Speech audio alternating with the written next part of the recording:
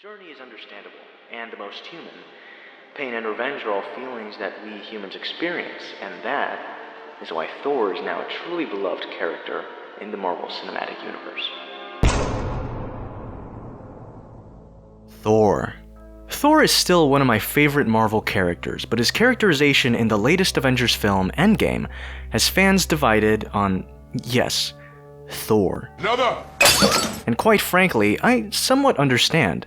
See, when I first watched Avengers Endgame, I was utterly shocked and honestly a bit disappointed with the direction they took Thor. I believe a lot of it has to do with Thor always being a pretty good character, but never one that truly reached the best version of himself. For example, you feel Tony become the best version of himself in The Avengers when he's willing to sacrifice himself to stop the Chitauri invasion. You see Steve become the best version of himself when he's willing to die for Bucky to regain his memories. And finally, you see Thor become the best version of himself when he does the now famous...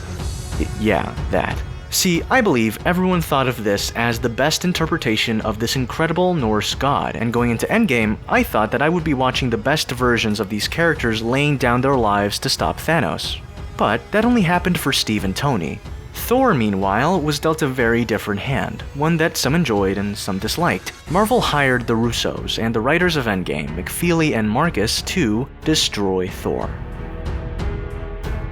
In the video How Marvel Redeems Thor, I talked about how Thor uses humor to cope with his insecurities and to mask his depression from the outside world.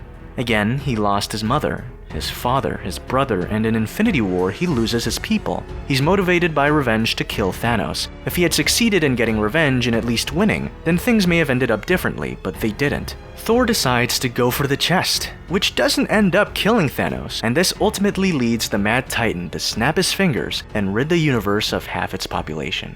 So Thor has lost.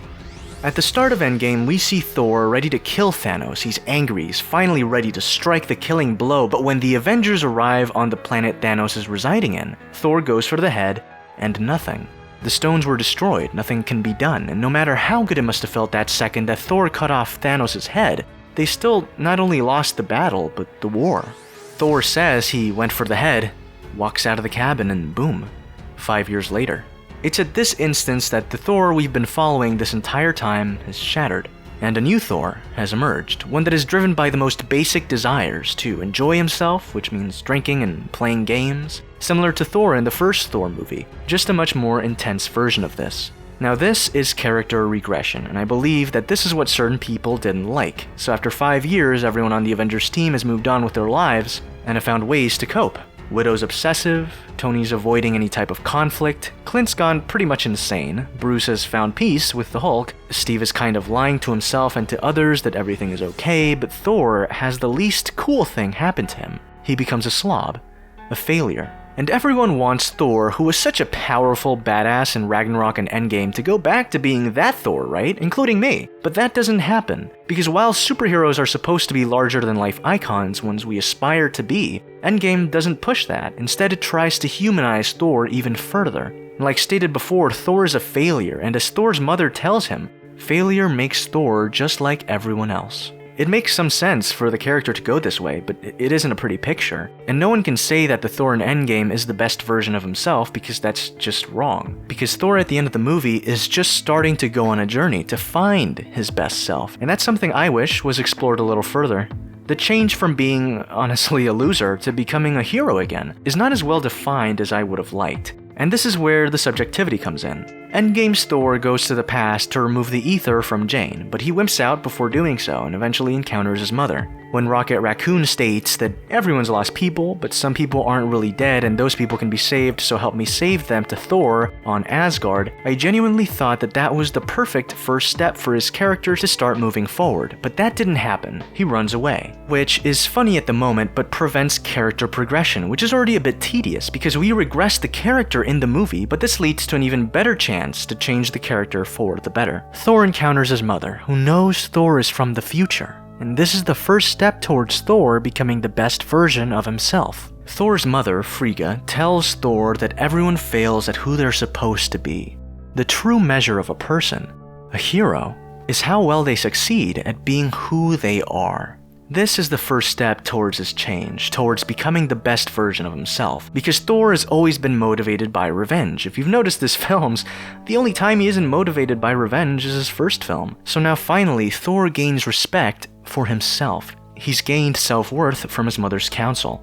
A man that lost faith in everyone and himself has finally regained enough spirit to care about who he is and what path he's headed towards. This conversation is what fuels his desire to know whether or not he's still worthy, and as he calls Mjolnir, he discovers that yes, he is worthy. No matter how depressed, how alcoholic, he finds value in his life, and through that, rediscovers the value in everyone else's, and for that, he is still worthy. Eventually, he joins Steve and Tony in the final battle with his confidence restored and a desire to get back into the swing of things. Well, if there's too much weight, you lose power on the swing. It's exchanging an epic, romanticized version of Thor to a very rugged, human version of Thor that is trying to regain what he lost, his pride, his value. The reason he keeps himself locked up is because he feels he isn't good enough. He's mostly forgotten his people. And that's why at the end, Thor decides to pass the throne to Valkyrie, and that's probably the most responsible thing he's done this whole movie. Thor's finally on his way to becoming the best version of himself, and by this I don't mean a not fat version of himself. This is all purely emotional. It's an emotional journey about owning the best of what you are and attempting to grow. My only issue with this whole arc is that it's not as well defined as it could have been. See, Thor is all weird and uses humor to cope at the beginning of the movie. At a certain point, I believe the movie should have toned down the humor in the character. There's still desperation, a sense of whininess that should have been toned down once Thor speaks with Frigga, at least in my opinion. For example, when he wants to use the Infinity Gauntlet, the moment was played somewhat comedically, and Thor's desperate attempt to become relevant, to return to being the self-sacrificing hero he once was, is undercut by a Cheese Whiz joke. At the end of the movie, we see Thor with the Guardians, and he's still almost forcefully comedic, which is a different type of comedy from when Thor first met the Guardians in Infinity War, as there, the comedy came from Thor not really caring too much and being unaware to certain things. Excuse me, that's our food. Not anymore. The Earth's mightiest heroes. Like Kevin Bacon? He may be on the team, I don't know, I haven't been there in a while. But in Endgame, Thor is almost aware that he's a bit of a joke, joking with Star-Lord about who's the captain, and the scene is played for laughs, and it genuinely is really funny, but I felt this was the wrong move. Personally, I believe Thor entering the Guardian's ship should have been a moment of purpose. It shouldn't have been so focused on calling back to the Infinity War joke of who the captain is, but rather Thor's journey throughout Endgame should have been a bit more intimate. The movie focuses so much on Steve and Tony, and they get these small intimate scenes that Thor is almost left to the side, even though he still has 40 minutes of screen time. And that's because we needed to see more of Thor personally reflecting on who he is. Something I remember is when Peter Parker in Spider-Man 2 is struggling to find out what his needs are, what his desires are. It's a reflective journey of self-discovery and growth, and that's what I felt Thor needed more of. What am I supposed to do? What would have truly solidified Thor's growth was if Thor entering the Guardian's ship at the end was a cathartic moment, as conclusive and emotional as Steve dancing with Peggy and Tony sacrificing himself and then his funeral. Thor with Valkyrie isn't enough. We understand that Thor is no longer going to be king and he's going to go away, but to where and what does he truly want? And of course, some of those questions are purposely left unanswered, probably because of Guardians of the Galaxy Volume 3. But Thor's final scene should have been treated like a goodbye to the character, as at the time, no one knew Chris Hemsworth was going to renew his contract to play Thor 2 more times. Imagine the last time you see Thor in the MCU is Thor staring down Peter Quill in a comedic scene about who's captain. That's not great. The journey Thor takes in Endgame is beautiful. There's no doubt about it, but it doesn't do it as clearly as it could have, and it doesn't stick the landing, for me. This, of course, is an opinion. But there is no doubt in my mind that Thor is easily one of the best characters in the MCU for his insane journey. I don't think any other character has lost as much as he has. I'd have to think about it. His journey of loss and acceptance, him gaining humanity, him becoming too human and having to become a hero again, the hero he knows he can be, and the hero he shows us that he still is. That's very powerful. Thor's a very layered individual, and with him being 1,000 years old and Hemsworth renewing his contract, I can't wait to see where the character goes.